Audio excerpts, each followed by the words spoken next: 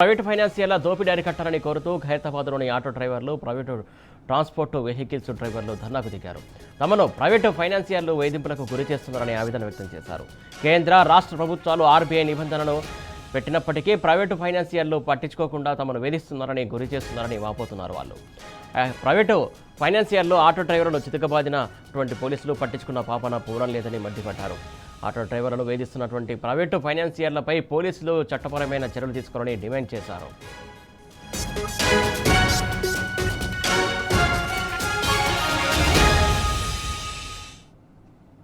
దీనికి సంబంధించి పూర్తి అప్డేట్స్ మా కరెస్పాండెంట్ ఉదయ్ అందిస్తారు. ఉదయ్, చెప్పండి. Good evening Suresh.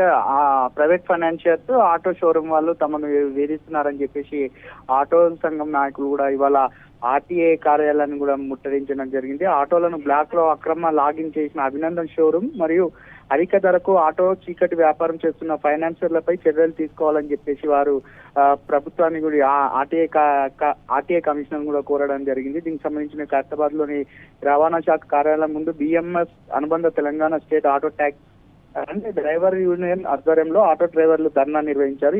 ఈ ధర్నా కార్యక్రమంలో బీపీటీఎంఎం అఖిల భారత ప్రధాన కార్యదర్శి రవిశంకర్ తో పాటు ఆటో యూనియన్ రాష్ట్ర అధ్యక్షుడు నందకిషోర్ తో పాటు అనేక మంది ఆటో డ్రైవర్లు కూడా పాల్గొనడం జరిగింది. ఈ ఆటో డ్రైవర్లు ముఖ్యంగా ఫైనాన్షియల్ తమను వేధింపుల వల్ల ఇప్పటికీ అనేక ఇబ్బందులు పడుతున్నాయి. కేంద్ర, రాష్ట్ర ప్రభుత్వాలు కూడా పట్టించుకోవడం లేదని చెప్పేసి వారు ఆవేదన వ్యక్తం చేస్తున్నారు.